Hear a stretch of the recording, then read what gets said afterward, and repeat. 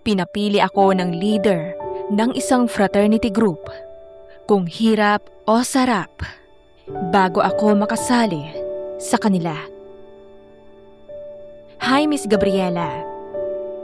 Kahit medyo nahihiyaman ako, ay naisipan ko pa rin pong ibahagi ang kwento ko. At ito, ang aking confession diary.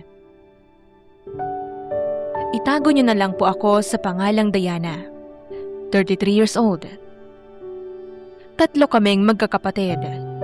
Si Ate Sheena ang panganay, si Kuya Ray ang pangalawa, at ako naman ang bunso. Masasabi kong favorite ako nila mama. Kasi lagi nila akong pinagbibigyan sa mga gusto ko.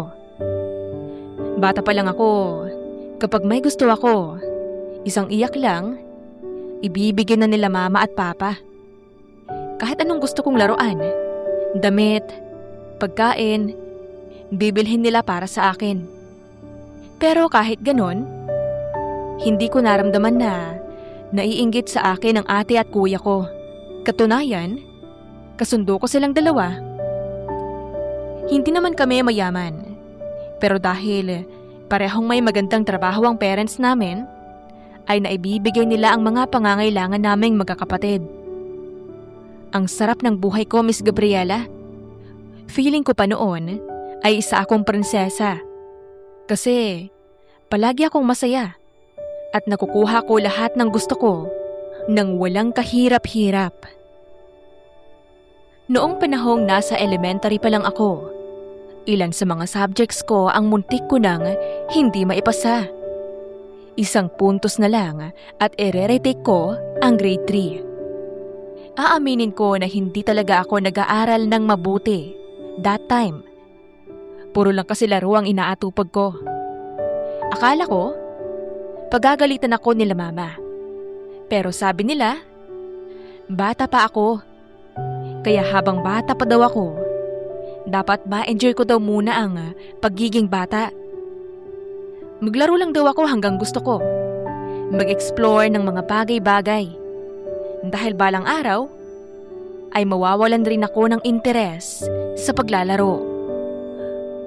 Gusto raw nilang iparanas sa amin nila ate at kuya, yung bagay na hindi naranasan nila mama noong mga bata pa sila. Sobrang hirap daw kasi ng buhay nila noon at naranasan nilang kumain lang ng isang beses sa isang araw.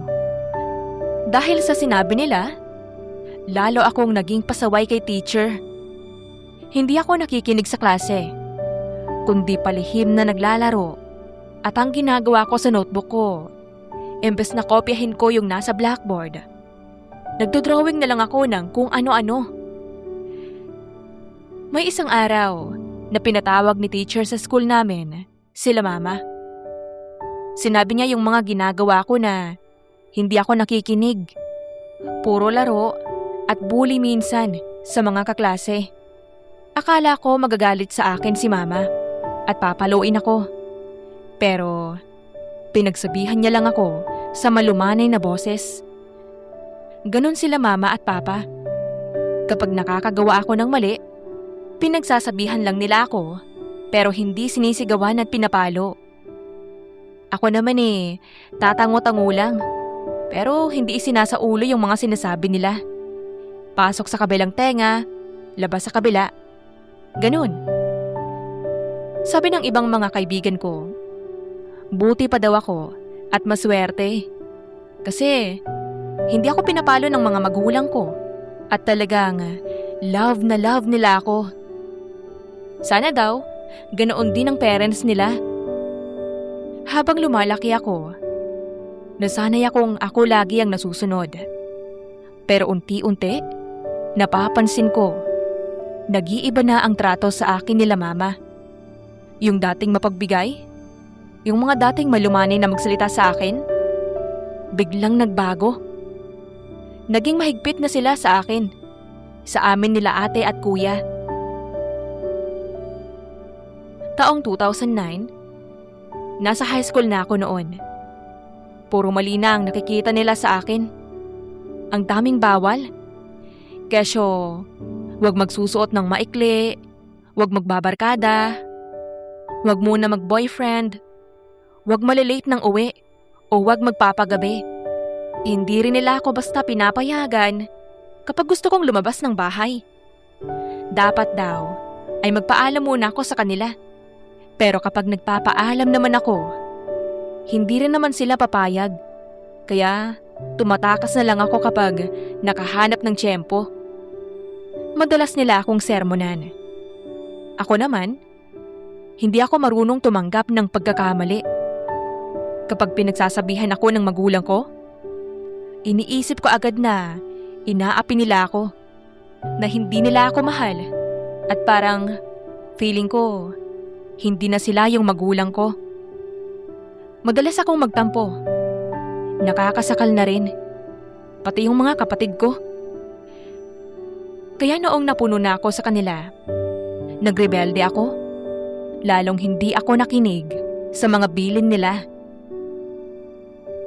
Napabarkada ako sa mga estudyanteng mas pinili ang lakwatsa kaysa pag-aaral. Ang saya-saya ko kapag kasama ko yung mga barkada ko. Pero kapag nakauwi na ako sa bahay, para akong lantang gulay na walang kabuhay-buhay. Kasi alam kong tatanungin na naman ako nila mama kung saan ako nanggaling at sesermonan ulit. Pero kahit anong sabihin nila, wala lang sa akin. Nagpatuloy pa rin ako sa pagbubulakbol kasama yung mga barkada ko. Gala dito, gala doon. Hanggang sa napasali ako sa isang fraternity group. Sabi nila, kapag naging miyembro na ako sa grupo, never ko na mararamdaman na mag-isa ako at may mga re-resback sa akin kung sakaling may magtangka sa akin ng masama at habang buhay ko na raw silang masasandalan. Kaya, ayun, nakumbinsi akong sumali. Hindi ko akalain na ang pagsali ko sa grupong iyon, mararanasan ko ang isang bagay na never ko pang naranasan sa buong buhay ko. At pagsisisihan ko pala, bandang huli. Nagpunta kami sa isang lugar na walang masyadong tao, hanggang sa marating namin ang isang abandonadong gusali, na akala ko nung una ay madumi at mabaho. Pero nang makapasok na kami sa loob, may mga gamit pa doon at malinis ang bawat sulok. Yun daw ang safe house nila, o kuta. Doon ko nakilala si Marco, na pangalawa sa leader ng grupo. Yung pinaka-leader daw nila, nasa ibang bansa at nagbibigay rin sa kanila ng suporta. Unang tingin ko pa lang kay Marco, nagkaroon agad ako ng pagkagusto. Gwapo eh, matangkad, mukhang mabait. Kasi ang amo ng mukha. Sabi niya, bago raw ako makasali sa grupo nila, ay kailangan ko raw muna dumaan sa 2 mabigat na pagsubok. At kung maipasa, doon pa lang ako magiging opisyal na kamiyembro nila. Unang pagsubok, pinapili niya ako kung hirap o sarap. Pinaliwanag niya muna sa akin ng mabuti kung anong mangyayari sa akin, sa kung ano man ang pipiliin ko sa 2. Kapag hirap daw, ay papaluin nila ako ng malapad na kahoy sa hita, at yung pangalawang choice naman, kailangan kong isuko ang sarili ko sa mga nandun.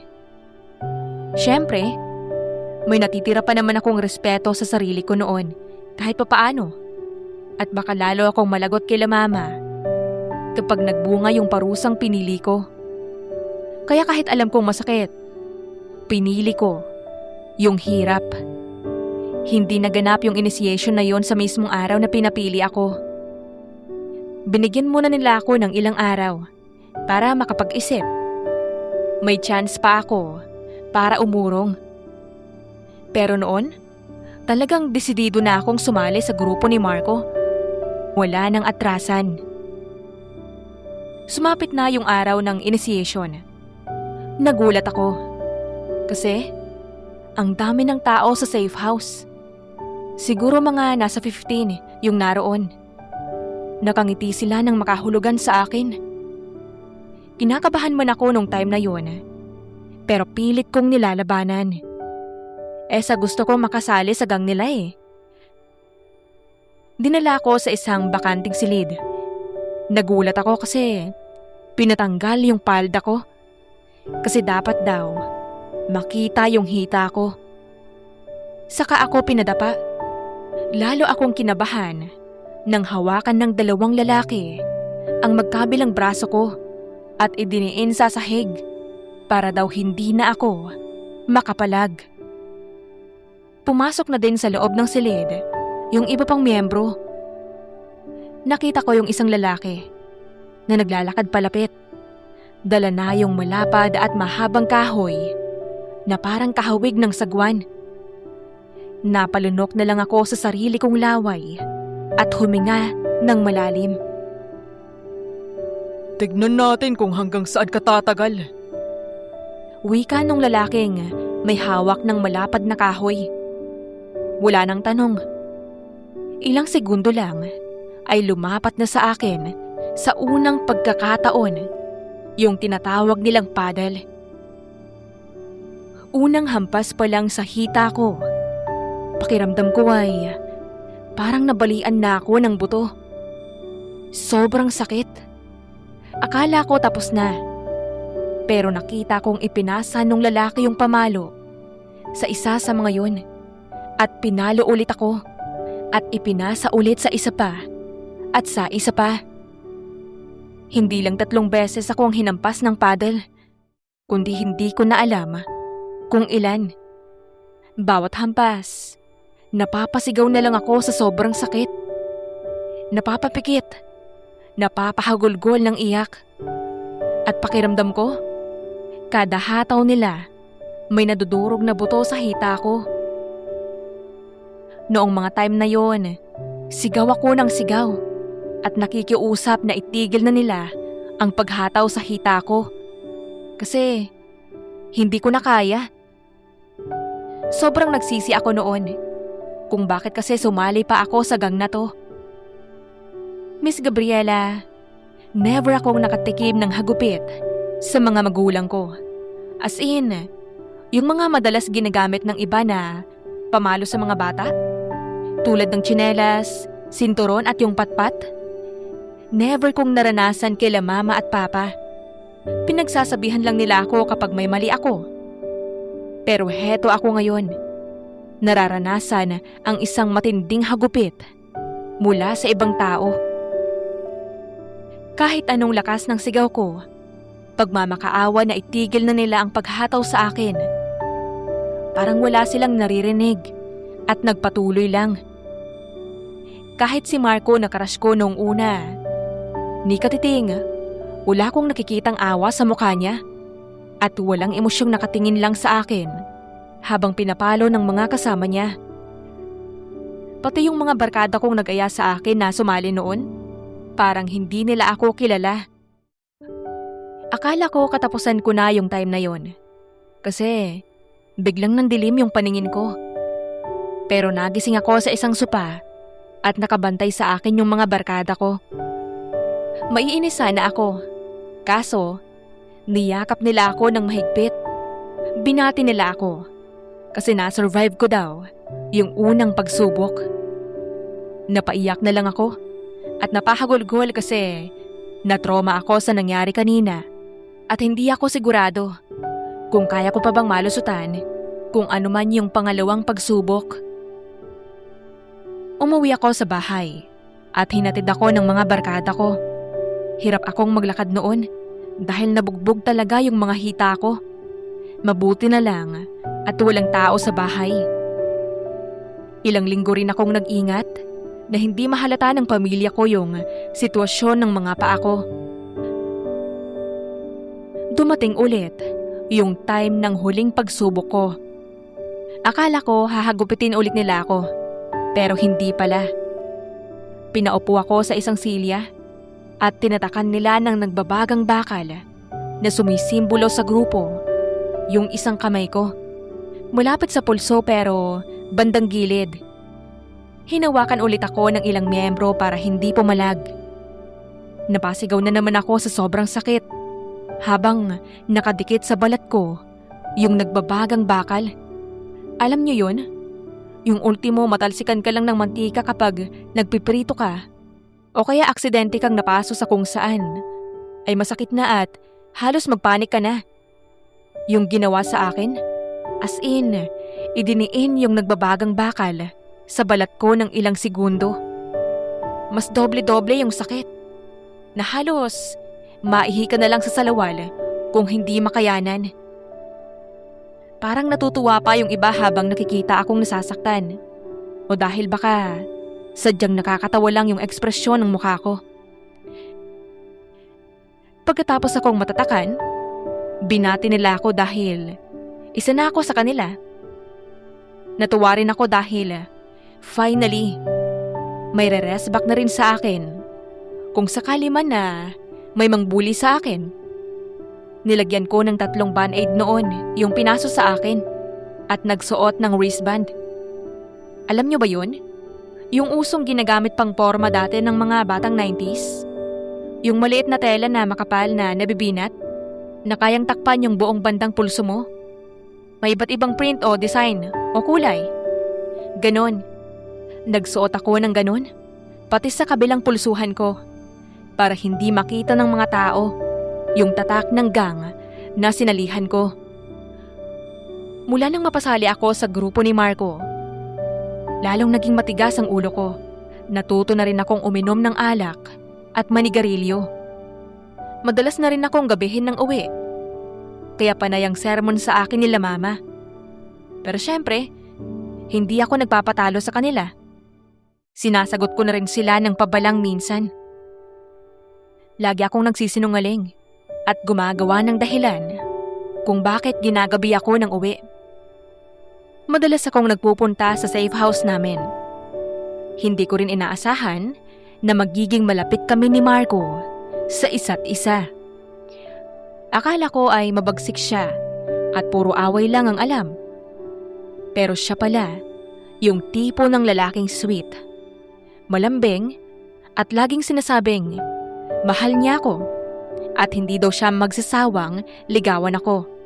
Hindi ko muna siya sinagot agad. Nagpakipot muna ako syempre. Isang hapon, uuwi na sana ako galing school nang tinawag ako ng mga barkada ko. Psst! Nag-text si Marco. Tara daw sa safe house. May importante tayong gagawin. Ha? Ngayon na? May assignment pa kasi ako eh. Bukas agad ang pasahan. Sagot ko. Pwede naman yan gawin pag uwi mo. Basta ngayon, sumama ka na sa amin. Okay, sige. Sumama ako sa mga barkada ko, papunta sa hideout namin. Pagkarating namin doon, nandoon na ang iba. Halos palibutan ng ilan ng isang mesa na may nakapatong na isang itim na sling bag. Bukas ang zipper. Sa loob nito ay nakita kong may lamang maliliit na clear plastic sachet. Bawat isa ay may parang maputlang kristal na kumikislap sa ilaw. Parang kahawig ng asin yung laman ng plastic. Wala ring label kung ano yon. Yung iba, nakita kong nasa sulok. May hawak na ganon. Sinusubo nila gamit ang daliri nila o binubudbud pa sa bibig nila. At parang sarap na kinakain yun. Tumingin sa akin si Marco na nakita kong nasa tabi ng mesa at bubuksan na yung isang sachet ng parang asin. Diana, halika rito. Tawag sa akin ni Marco. Sabay senyas ng kamay niya na lumapit ako. Habang naku-curious sa nakikita ko. Nagtaka ako kasi ang pula ng mata niya. Parang may sore eyes. Nag-abot siya ng sachet na gaya ng sinisimot ng iba. Heto, subukan mo. Lalo na sa'yo at bago ka lang sa grupo. Ano to? Ngumiti siya. Blue eyes. Ha? Hindi ba ito yung sinasabi nilang droga? Shh! Huwag kang maingay.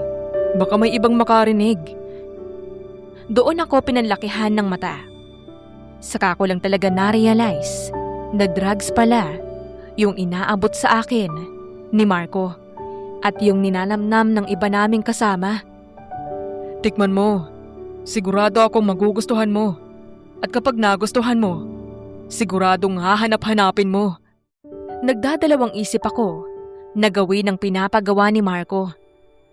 Alam ko na masamang gawin yon at pwede akong masiraan ng ulo o makulong. Oo, at natuto akong manigarilyo at uminom ng alak. Wala namang pinagkaiba yun dahil pareho namang masamang habit. Pero alam kong mas mabigat na kasalanan yung paggamit ng droga. Umiling ako at hindi ko tinanggap yung inaabot niya sa aking sachet. Ayoko niyan. Sige na, subukan mo. Sige na, kahit isang beses lang. Sigurado akong mag-i-enjoy ka, Diana. Sabi pa nito, habang pilit pa rin inaabot sa akin yung sachet. Umiling pa rin ako. Sige na, Diana. Part yan ng ritual natin dito. Sige ka, magagalit sa'yo si Marco. Pilit sa akin ang isa sa barkada ko. Pero umiling pa rin ako. Kahit na sinasabi nilang baka magalit si Marco. Hindi ako natakot. Inisip ko kasing hindi niya magagawang magalit sa akin dahil alam kong mahal niya ako. At nililigawan pa nga niya ako eh. Pero yun ang akala ko. Nang makita nilang umiling pa rin ako at ayaw kong tanggapin yung sachet, yung kaninang nakangiti at maamong mukha ni Marco, biglang nag-iba ng ekspresyon. Nanlisik yung mga mata at galit na. Kinalampag niya yung mesa at nagsitinginan sa amin yung ibang mga miyembro. Hinablot niya bigla yung isang palapulsuhan ko. Ang higpit ng hawak niya at nasasaktan na ako. Muli siyang nagtanong habang nanlilisik yung mga mata niyang nakatitig sa akin. Ayaw mo ng blue eyes? Ayoko nga eh. Kung ganun, parurusahan kita. Sabi niya. Sa kanya ako kinaladkad. Nagmakaawa ako sa kanya na huwag niya akong parusahan. Ayoko nang mahataw ulit ng paddle. Dinala niya ako sa isang bakanting silid na alam kong kwarto niya yon. Galit na ibinalandra niya ako sa isang lumang higaan na gawa lang sa kawayan. Walang foam, walang banig, o kahit unan man lang. Isinara niya ang pinto at mabilis akong binalikan. Marahas niya akong pinatihaya sa matigas na higaang yun habang madiing hinawakan ang magkabilang braso ko. Ang lakas niya at hindi ako makagalaw. Nakakatakot ang itsura niyang nakatitig sa akin na parang hayop na gutom at gusto akong sakmalin. Ibang-iba yung itsura niya sa Marco na maamo ang mukha na manliligaw ko. Umiiyak na ako noon at parang alam ko na ang gagawin niya sa akin. Total, ayaw mong sumunod sa akin. Magbabayad ka. Huwag, please. Maawa ka, Marco. Mahal mo ako, diba? Huwag mong gawin to. Please, maawa ka. Oo, mahal kita, Diana. At hindi na rin ako makapaghintay na maging akin ka. Wika niya. Sa kanya ako sinimulang halikan. Napilit ko namang tinututulan. Ginamit ko na ang buong lakas ko para makapalag. Sinubukan ko na siyang sipain sa kanyang pagkalalaki. Nasaktan naman siya kaya napatayo siya at iniinda yun. Nanginginig akong bumangon at agad inabot yung doorknob. Pipihitin ko na sana yon para mabuksan at makatakas. Nang mahatak niya ako, pabalik. Muli niya akong pilit inihiga ni Marco sa papag. Pero pilit pa rin akong lumalaban para hindi niya magawa ang nais niya. Makulit ka ha? Heto ang bagay sa'yo. Sabi niya. Sa kanya ako sinuntok ng pagkalakas-lakas sa sikmura. Bigla na lang akong nanghina, Miss Gabriela. Nahirapan akong huminga at nakaramdam na ng hilo. Gusto kong lumaban pero wala na akong lakas. Huli ko na lang nakita bago mandilim ang paningin ko ay yung nakakatakot na ngisi ni Marco habang nararamdaman kong inaalis na niya yung mga botones sa uniform ko. Nagising na lang ako gabi na. Nakita kong tulog na si Marco sa tabi ko. Naiiyak akong dinampot sa lapag yung mga nagkalat na damit ko at dali-dali kong sinuot ang mga yun. Mabilis akong lumabas ng kwarto habang napapahikbi. Hindi ko inaasahan na hinihintay pala ako sa labas ng mga barkada ko. Seryoso ang mga mukha nilang bumungad sa akin at hindi makatingin ng diretso sa mga mata ko. Lumingon naman yung isang kamiyembro naming lalaki na hindi ko naman ka-close. Nakaupo ito ng hindi kalayuan sa amin habang naninigarilyo. Nakangiti siya ng makahulugan. Saka nagsalita. Kamusta? Nasarapan ka ba sa ginawa ni Marco? Nakakalokong tanong niya. Nakaramdam ako ng panliliit sa sarili. Hindi ako sumagot at tahimik lang na naglalakad. Samahan ka na naming umuwi. Sabi ng isa kong barkada na parang wala lang sa kanila yung nangyari sa akin. Tumango lang ako sa kanila at hindi na nagsalita. Hanggang sa makarating na nga kami sa labas ng gate ng bahay namin. Walang ilaw sa loob. Walang tao sa bahay. At sigurado akong nasa lamay na naman sila mama at papa, pati mga kapatid ko. Namatay kasi noon yung tatay ni mama. Ako lang yung hindi nakasama sa kanila kasi hindi nga ako nakauwi ng maaga. Sige, alis na kami. Next time, sumunod ka sa utos para hindi ka parusahan. Magpasalamat ka na lang at hindi ganun kahirap yung parusa mo. Tumango lang ako sa kanila at dumiretso na sa gate ng bahay. Nang makarating ako sa kwarto ko, agad akong nag-alis ng mga damit. Dumiretso ako sa banyo at binuksan ng shower. Umiiyak ako habang kinukuskus ko ng bimpo ang balat ko. At pakiramdam ko, ang dumi-dumi ko na. Alam ko na noon sa sarili ko na hindi na ako virgin. At ang mas masakit, kinuha yun ni Marco kahit na wala pa akong pahintulot. Pinagsamantalahan niya ako at wala man lang akong kalaban-laban. Natrauma ako sa nangyari noong gabing yun, pero wala man lang kaalam-alam ang pamilya ko sa nangyari sa akin. Ang galing ko kasing umarte na normal lang ang lahat. Isang linggo akong hindi nagpunta sa safe house. Gusto ko munang umiwas noon sa mga barkada ko, lalo na kay Marco, dahil hindi pa rin ako okay. Pero heto sila at madalas akong kulitin. Hanggang isang araw, habang naglalakad ako mag-isa pauwi ng bahay, nakita ko si Marco na inaabangan na pala ako sa paglabas ko ng gate ng school namin.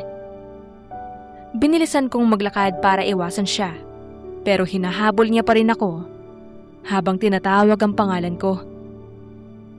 Nahuli niya ako sa braso, kaya napatigil ako. Humarap ako sa kanya na may halong galit at takot. Diana, mag-usap tayo please. Ilang araw na kitang hindi nakikita. Wika niya na parang ang bait na niya ulit. Bitawan mo nga ako, sabi ko, na agad naman niyang ginawa. Binitawan niya ako habang nakita ko sa mga mata niya ang sinseridad. Nagulat ako sa sunod na ginawa niya. Niyakap niya ako ng mahigpit, tapos bigla siyang umiyak. Humihingi siya ng tawad habang mahigpit na nakayakap sa akin. Paulit-ulit na sorry ang narinig ko. Sorry kasi nagawa niya daw akong saktan at gawin yung bagay na yon. Nasa ilalim na daw kasi siya ng droga nung time na yon, Kaya hindi niya nakontrolado ang sarili niya na hindi na raw niya yon uulitin. Hindi ko alam pero hindi na ako pumalag sa yakap niya. At naiyak na lang rin ako habang magkayakap kami. Mabuti na lang at walang ibang tao noon sa eskinitang kinaroroonan namin. Kaya matagal rin kaming nagyakapan. Mula sa araw na yon, naging okay na ulit kami ni Marco. Ewan ko ba? Biglang nawala yung takot at galit ko sa kanya. Pinatawad ko agad siya sa ginawa niyang pananamantala sa akin. Siguro nga dahil may feelings pa rin ako sa kanya. At hindi nagtagal, naging kami ni Marco. Kaya kahit alam kong bawal pa akong mag-boyfriend that time, pinili ko pa rin siya. Mas pinakinggan ko ang puso ko kaysa mga payo ng mga magulang ko. Gusto ko na rin kasing maranasan kung anong pakiramdam kapag may boyfriend ka. Sekreto lamang ang naging relasyon namin ni Marco. Hinahatid sundo niya ako sa school, pero doon lang kami nagkikita at naghihiwalay sa daan bago pumasok sa barangay namin. Lagi kaming nag-iingat na baka may ibang makakilala sa akin at makakita na may kasama akong lalaki. Ayoko kasi na may makarating sa pamilya ko na may boyfriend na ako. Kaya todo ingat ako kapag kasama ko si Marco sa labas. At mula nang maging kami ni Marco, madalas nang may nangyayari sa amin. Tuluyan nang nabura sa isip ko yung ginawa niya. At aaminin ko, tuwang-tuwa na ako kapag mag-aaya si Marco sa kwarto nito. Tuwing hindi ako pumapasok sa school, ay diretso ako sa safe house. At kapag nagkataong kami lang ni Marco ang naroon, alam na ang susunod na mangyayari. Naadik ako sa pinaggagawa naming dalawa. Kaya kahit nasa bahay ako at nasa loob ng banyo, ini-imagine ko yung ginagawa namin ng secret boyfriend ko habang naliligo. Hanggang sa isang araw, nalaman kong nagbunga ang pagmamahalan namin ni Marco. Madalas kasi akong mahilo at magsuka, kaya bumili ako ng PT. Nagulat pa ako nang makasabayan ko sa butika yung kakilala ni Mama. Kinabahan ako kasi nakita niyang bumili ako ng PT. May pagkatsismosa pa naman yun. Agad nga akong tinanong kung para kanino yung binili ko. Sabi ko sa kaibigan ko. Pinapabili niya kasi nahihiya siyang bumili. Napailing na lang yung babae. Saka sinabing, huwag ko muna raw gayahin yung kaibigan ko dahil bata pa ako. Tumangon na lang ako at hindi nagsalita. Hindi ko alam ang gagawin ko noong mga oras na yon. Jack, na malalago talaga ako sa pamilya ko. Oras na malaman nila na nagdadalang tao na ako. Sinabi ko kay Marco ang sitwasyon ko. Sinabi ko na buntis ako at magkakaanak na kami. Tulungan niya ako kako kung paano ito. Ano ang gagawin namin? Ngunit, imbes na matuwa siya at mag-isip ng paraan kung paano ito sasabihin sa mga magulang ko, umiling siya. Itinatanggi niya na hindi daw niya anak ang dinadala ko. Baka anak ko raw sa iba. Sinampal ko siya dahil matapos niya akong pagsawaan, matapos niyang paniwalain ako na mahal niya ako, bilugin ang ulo ko, matapos kong ibigay ang lahat. Ngayon at nagkabunga na ang ginagawa namin tuwing magkasama, ay hindi pala niya ako kayang panindigan? Nagmakaawa ako na panindigan niya ako. Ngunit nagulat ako sa mga sumunod na nangyari. Inutusan niya ang mga kamiyembro namin na paalisin ako sa lugar nila at huwag nang hahayaang bumalik ako roon. Pinagbantaan pa ako ni Marco na sa oras na bumalik pa ako sa safe house nila, at ipilit na ipaako sa kanya ang responsibilidad. Hindi na raw ako makakauwi pa sa amin ng buhay. Natakot ako sa sinabi niya. Kaya mula sa araw na iyon, hindi na rin nakikisama sa akin ang mga barkada ko na miyembro ng grupo ni Marco. Iniiwasan na nila ako at parang walang kilala. Masakit man na pagkatapos kong magpauto sa kanila, pagkatapos kong ipahamak ang sarili ko, ay ganun-ganun na lang na para akong itinapon sa basurahan dahil hindi na nila ako kailangan. Hindi ko alam ang gagawin ko. Natatakot akong sabihin kila mama na buntis ako. Nahihiya rin ako ng sobra dahil kung sino pa ang bunsong anak ay maagang magiging ina. Samantalang sina ate at kuya, nagsisikap silang mag-aral dahil may pangarap sila. Pinili ko munang ilihim sa kanila ang sitwasyon ko. Pumasok pa rin ako sa school at nagpapanggap na parang normal lang ang lahat. Pero hindi nagtagal, katawan ko na mismo ang naglantad ng isang katotohanan. Isang lihim na hindi ko kailanman maitatago. Napansin nila mama at papa na tumataba ako at kung ano-anong kinakain. Madalas sumama ang pakiramdam ko lalo sa umaga. Pinaamin nila ako kung buntis daw ba ako. Itatanggi ko pa sana pero naiyak na lang ako habang tumatango. Hindi ko na kasi kayang magsinungaling. Nagalit sila sa akin. Hinilan ni mama ang buhok ko at sinabunutan habang pinagsasabihan ng pasigaw. Wala akong nagawa noon kundi umiyak. Pati sina ate at kuya na close ko ay pinabayaan lang ako. Tinanong ako kung sinong ama.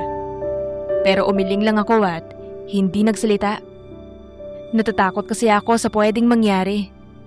Kapag nalaman nilang leader ng isang fraternity group ang nakabuntis sa akin. Pinilit nila akong pasagutin ang tanong kung sino ang ama ng ipinagbubuntis ko. Hanggang sa nakaisip ako ng sagot. Sabi ko, hindi ko alam. Nabigla na lang isang araw. May humablot sa akin sa daan habang pauwi at pinaamuyan ako ng panyo. Pagkagising ko, nasa isang malawak na talahiban na ako at walang kasama. Pero nagkalat yung mga damit ko. Na hindi ko sinabi sa kanila dahil natatakot ako. Isang malaking kasinungalingan ang sinabi ko sa pamilya ko. Wala akong choice kundi magsinungaling.